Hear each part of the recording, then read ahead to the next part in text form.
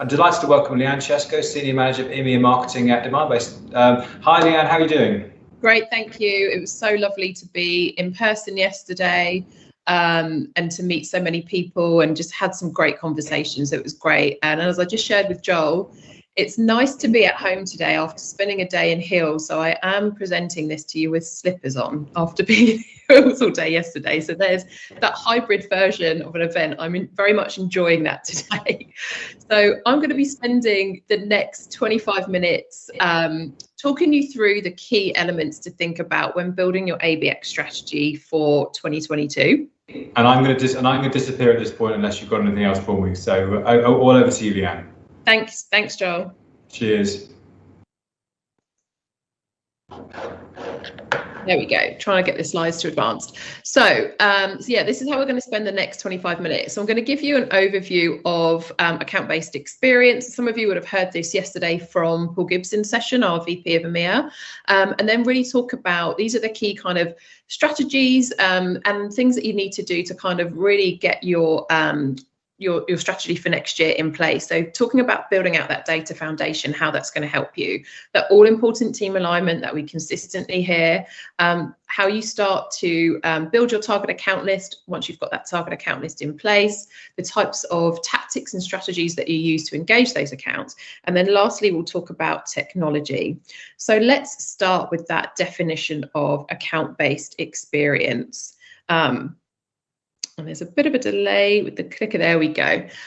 So account-based experience is a go-to-market strategy that uses data and insights to deliver those relevant and trusted B2B and sales actions throughout the customer lifecycle. So this really is that next evolution of account-based marketing, and it uses all of the best practices of a go-to-market strategy and customer experience.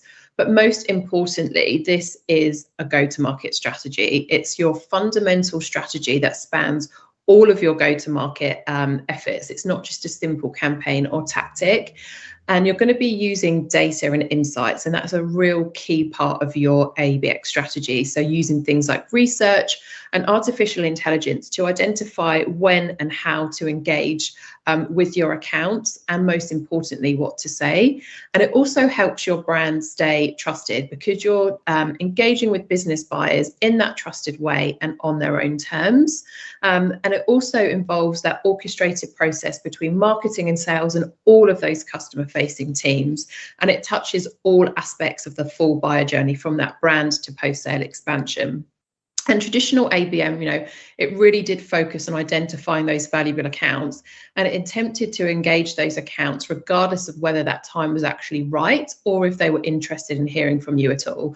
And obviously that's exactly the kind of experience that that people hate, right? So this is where ABX comes in. It's all about engaging with those business buyers with relevant messages in that trusted way and on their own terms. And data plays a huge part of that ABX strategy. So let's dive into that a little bit more.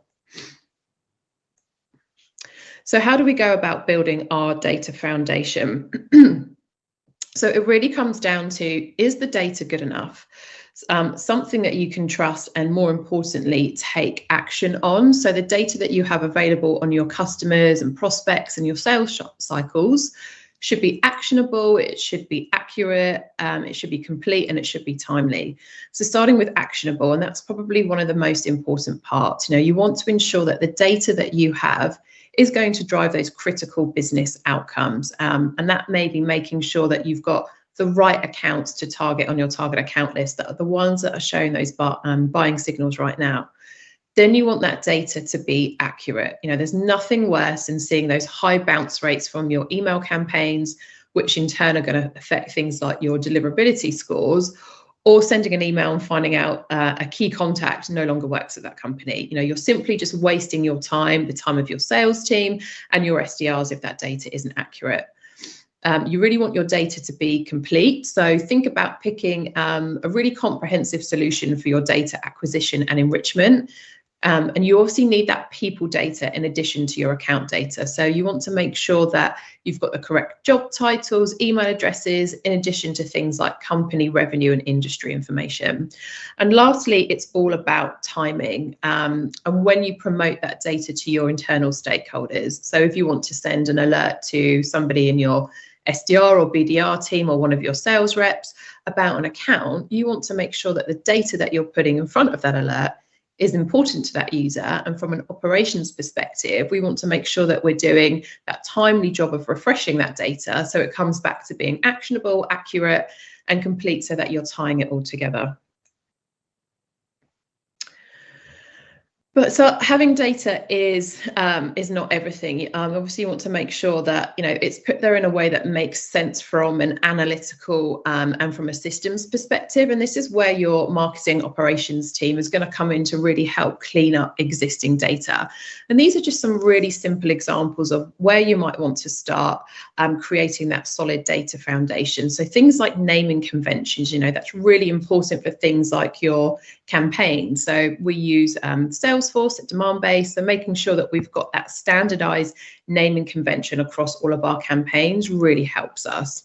Next, ideal customer profile, and I'll dig into this a little bit more later, but it's really making sure that you've got that set and agreed upon across your organization, and that's consistent for all of your accounts on your list. The type of fields that you want within your perhaps your CRM instance. Do you want to have checkboxes to indicate that it's a target account? If you're tiering your accounts, do you want to see that at the account level? You want to make sure that you've got a marketing person assigned to an account, an SDR and a sales rep.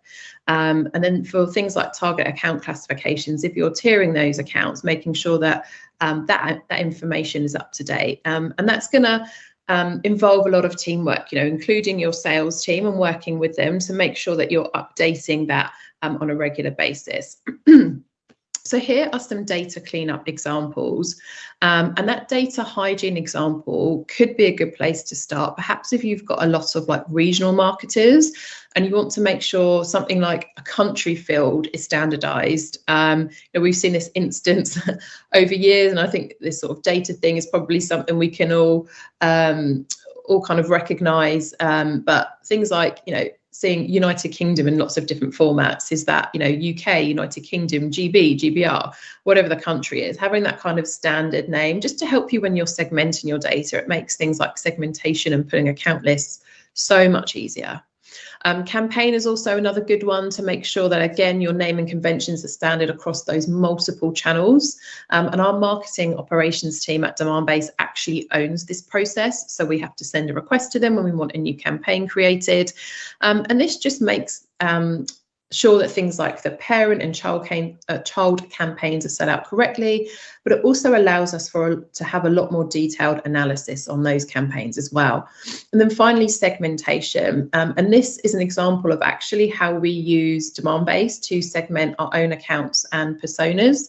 And we actually use an and/or logic to help us determine, who is the correct person at that account that we want to target. Now, these are, pretty simple steps to take, but they all have a massive effect across the different technologies that you're using, across your teams, and across your organization as a whole. And at the end of the day, it just makes our jobs just that little bit more easier. So having that proper data foundation really helps so much. If you're getting that single view of accounts and people in one place, obviously having kind of one system to look at everything is helpful. If you've got it scattered across different systems, it can be difficult to either integrate all of those together, or you're having to pull that information from multiple places. But without that proper data foundation in place, you're unable to align as a sales and marketing team around that common view of the account. It's more difficult to identify which accounts are in market and ready to engage. It's very difficult to automate orchestration across different channels to personalize your website and programs for the correct audience, and understand things like where is that account in their buyer's journey. And then lastly, measuring success, so tracking how your efforts are actually helping move the needle.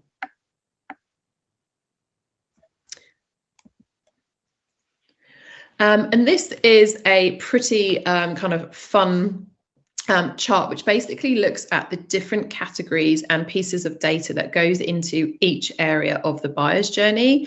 I won't go through all of these. We just don't have enough time today, but this should really help you think about the areas of investment that you may need, perhaps in technology, as you build out your strategy for next year. And this is split into the 5 core areas of an ABX process. And those 5 core areas are build, find, engage, close, and finally measurement as well. So starting at that building stage, so creating that account-based foundation and having all of the technology and pieces of data that you need to successfully build that. Next, once you've got that foundation kind of set, is around, you know, finding the account. So are you able to identify the accounts that are going to drive your business? Are you using things like intent data to make sure that those accounts that are on your target account list are actually in market? They're showing all those correct buying signals. They're actively researching topics that are related to your business or perhaps related to one of your competitors as well. Then moving to that engagement stage, so starting with developing account insights, then moving on to creating custom content, and next attracting those accounts through things like advertising. Then you want to continue to drive that interaction, you know, across multiple channels, so that you can start to create some account focused plays to really help you start scaling that engagement.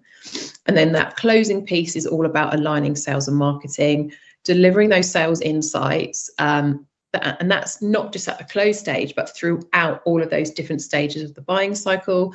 And finally, measurement. You know, are you able to prove and improve the impact of your ABX efforts? So let's talk about, you know, team alignment. And this is something that we hear all the time when we're talking about any kind of account-based program. So, you know, as you're building out that data foundation and getting that off the ground, the other area that you need to focus on is around team alignment as well. So before you, sorry, jumped one slide, go back. Before you start thinking about creating or iterating on your target account list, it's really important that you actually build out your ABM or your ABX leadership team, and you've got them in place to really be a support to you and a champion to really help make sure that you have that wider ABM strategy and buy-in across the entire organization. So don't miss the opportunity to leverage their expertise and influence the best strategy that's really going to help you execute. So start by, you know, defining your target account list, and this is an iterative process, right? It's not a one and done thing. It's something that you're always going to be revisiting. So, you know, defining that, what does that make sense? You know, where to start is going to be somewhere like customer success. They might be a great place to start because they're going to help you provide characteristics of all of your ideal customer profile. Then the marketing organization is then going to start by actually building out that initial list and making sure that it aligns with the business objectives set by that leadership team. Or it might be generated using something like predictive technologies as an example. Then both marketing and sales are going to come back. They're going to review that list. Those two teams are going to have real world experiences that are going to help further refine that list. So you're bringing that relationship kind of element and that bigger kind of context of that account into that conversation.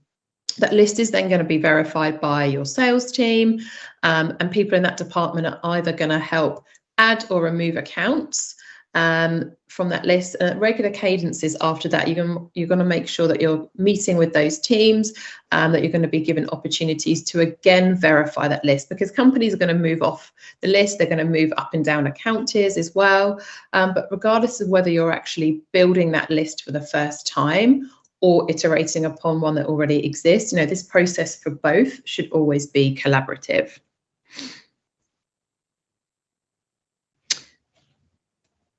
There we go. So the sales and marketing handoff, you know, this is still a challenge for many organizations. And this is where ABX can actually come in to really help have that more orchestrated approach between the two teams. You know, we're kind of past that point of here's a lead from marketing and off you go sales, go and run with it and go and close it, our job's done. You know, this is where kind of ABX comes in to really help have that more orchestrated approach between those two teams. So with an ABX approach, you're going to be focused on the same accounts and the same outcomes, and you're only targeting those good fit accounts. You're interacting with them at every stage of the buyer's journey, and you're working in partnership with sales to really deliver all of that account intelligence across every stage of the buying cycle. And here are some steps that you might want to take to help deliver that, or help your marketing and sales team align into one team, essentially. And there are 3 different levels to alignment. So the most important fundamental steps for marketers and sellers is to really look at the same data. So having the same account view is really helpful, and sharing kind of what you're doing from a program perspective with sales is really important as well. So the stats speak for themselves, but 74% say sales awareness of marketing campaigns is important to win their business. That's a pretty high statistic. Second, you need to make sure you're sharing insights proactively. So again, throughout each stage of the buying cycle, having those alerts set up. There's technologies out there that can help you automate all of that. So whether that's a weekly kind of email snapshot to your sales and SDR team on all of that engagement, that intent data, the website activity of that account.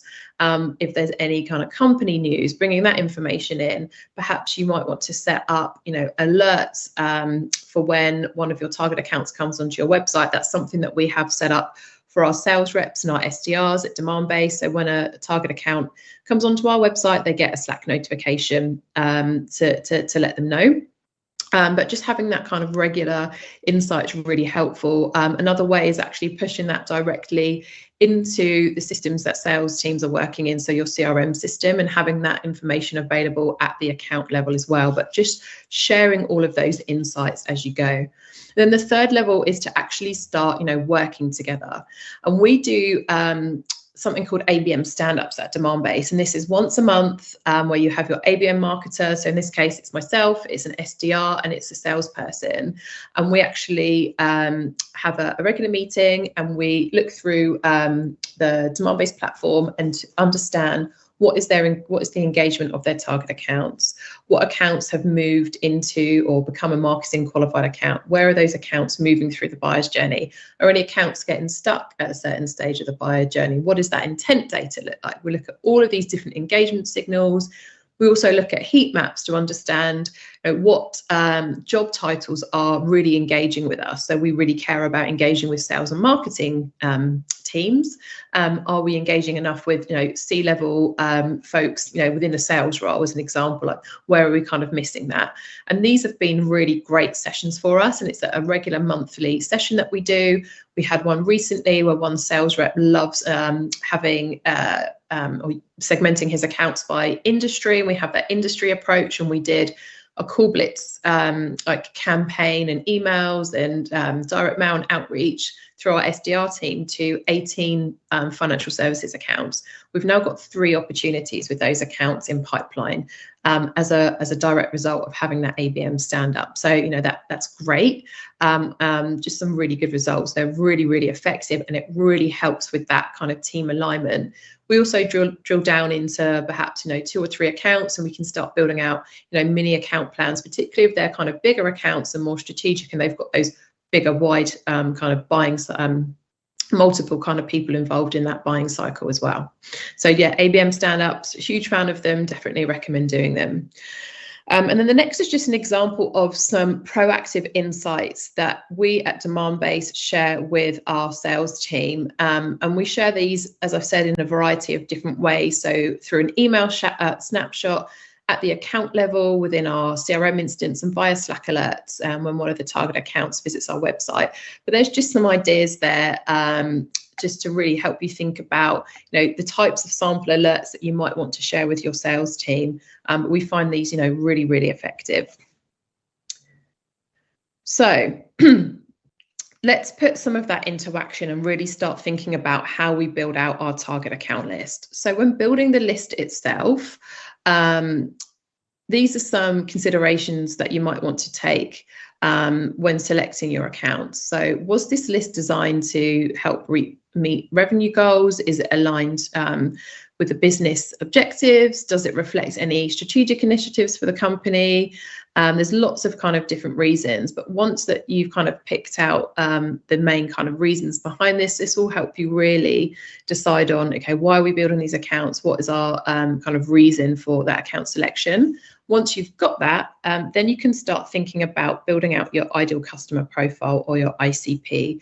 And this identifies the characteristics of accounts that are more likely to become valuable customers. So think of your ICP as the accounts that should buy from you based on their firmographic characteristics.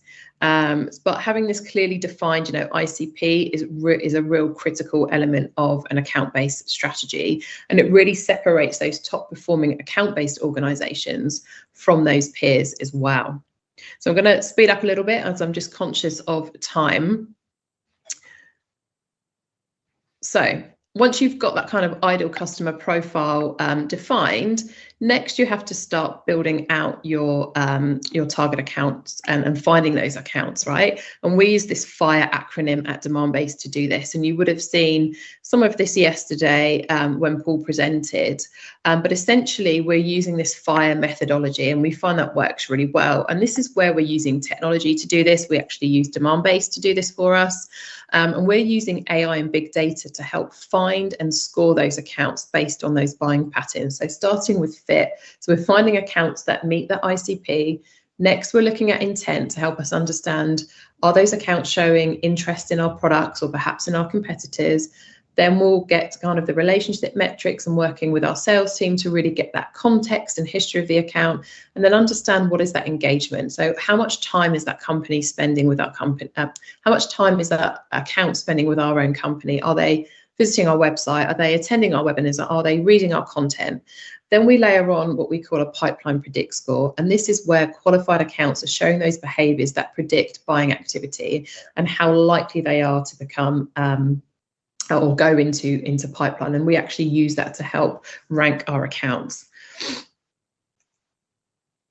Then next we're going to be, there we go, alignment on account prioritization. So once we've got all of these different kind of pieces together, so we take kind of the data part, so understanding, what is the technographics of that account and the firmographics, what revenue are they in, or industry are they in, how much revenue does that company generate, what does their current tech stack look like? Then we take that intelligence piece, so how are they engaging with us, what are the intent signals that they're showing, what stage of the buying cycle are they at? And that helps us tier those accounts. So at the top, we've got that one-to-one level. That's where our strategic accounts are going to go in. Next, we've got one-to-few. That's our top 30 accounts. One-to-many. And again, those kind of top three tiers are all within our own target account list at Demandbase. And then the ideal customer profile is the ones that are not yet a target account, but still a good fit for our business. So this is just a good kind of indication of how you might want to tier your accounts. So start thinking about, this is really helping you decide, the number of accounts that you could pursue is larger than the number that you can pursue. And this is where you're going to start to really segment and tier your accounts. So you can define those different styles of ABX based on account values. And I know this was something that was spoken about in the first session yesterday. If you're spending somewhere between like 50 and 100K per account, they're going to be, you're going to want to put them in that kind of tier one or top kind of category. But by aligning the amount of investment and tactics that you use to each account's potential, you're obviously going to put, more resources where they're showing those highest returns. Next, you want to start by segmenting and rotating your account focus. So perhaps by grouping similar accounts together. The most common is probably by industry. It might also be, customers of your competitor, for example. And you're going to start to map out, who those accounts are, and start to put some plans together in terms of how you can start to engage those accounts. And then the final piece is around triggering specific actions. So for those accounts in your target market that aren't in your current focus, you're still going to want to identify specific activities that indicate you should focus on them. And trigger the appropriate action. So examples include accounts maybe showing signs of those of being in market and ready to engage, e.g. they've become a marketing qualified account, or perhaps it's an account that uses your competitor, but they're approaching renewal, for example. So once you've got that kind of initial draft of your list in hand, you're ready to start sharing it with others as well. So this is really about how you want to kind of set that list. So start with your ABM leadership team, because they've got the most knowledge about your business, your sales territories, and the nuances of your sales cycles as well. Next, you want to obviously, as I've said, verify and iterate that list. So making sure that you've got those regular reviews, provide that ongoing kind of real-time voice, those ABM stand-ups, another kind of great way to review, have we got the right accounts on our list, and update regularly. So, if you have territory changes or new product offerings, do you need to make changes to the account list? Have there been any kind of fundamental market or business shifts, as an example? That's going to be another reason to update the accounts. But, not having this kind of in place is it could be potential kind of pitfalls. So making sure that you don't have too many accounts on your list, and just making sure that you're kind of reporting that and updating that regularly is really, really important. So you've got that initial draft in hand, and next you've got all of that list kind of defined. Next, we want to start thinking about how do we engage with those accounts, right? So, and I've already covered this. I'm actually going to skip this slide and go to the next one. Let me just build this. There we go. So we want to make sure that, oh, went too far on that one. We want to make sure that we're actually mapping our clicker is doing its own thing. There we go. The right account to the right content at the right time, right? This sounds pretty simple, but actually having that that kind of accounts, the content kind of mapped out to where they are in the buyer's journey is really, really effective. And it's a great segmentation strategy, particularly, and one that you can apply. We see it work really well in advertising. So we have our accounts split out by tier, where they are on the buyer's journey, and then we have specific content that kind of talks to each of those different areas as well. So this is a really kind of key area to focus on. So I'm going to skip a couple of slides because I'm just conscious of time. The final one that I want to finish on is just showing you the account in. There we go. Let me just skip through a couple of these. Connecting it all together. Here we go. So this is where we start to think about technology, and these are the kind of key things to really think about when reviewing technology. So, making sure that it gives you that ability to connect your first and third party data together in one platform to provide that one comprehensive view of the account and people at them. So that first party data includes like known information that's going to come from your CRM, your marketing automation, your email and calendar invites, and things like your website visits. And third party data is going to include, unknown or anonymous activity on your website, what people are researching across the internet, that firmographic and technographic information, and things like ad engagement as well. But the combination of both that first and third party data set actually gives you access to that holistic insight of that account and the people within that account, so that you can better understand like where they are in that buyer journey, and you can create some targeted marketing programs and sales outreach. Then next, you're able to segment the data to create those account lists in multiple places and actually measure the success of your programs as well, to help you demonstrate, are we able to move these accounts through the funnel, and to see, what programs they're using are really kind of moving the needle. So I think we've probably got the last minute for questions. So let me skip into the chat and see if we had any. Hi, Leanne. Thank you very much indeed for that. I think we had a question from Emma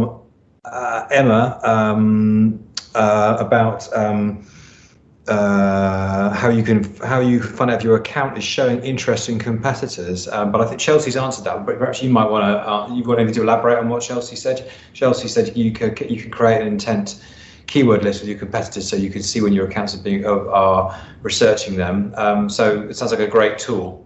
Yeah, so you absolutely can do. Yeah, you can do that within Demandbase. There's multiple keyword intent sets that you can set up. So your competitors is actually a great one.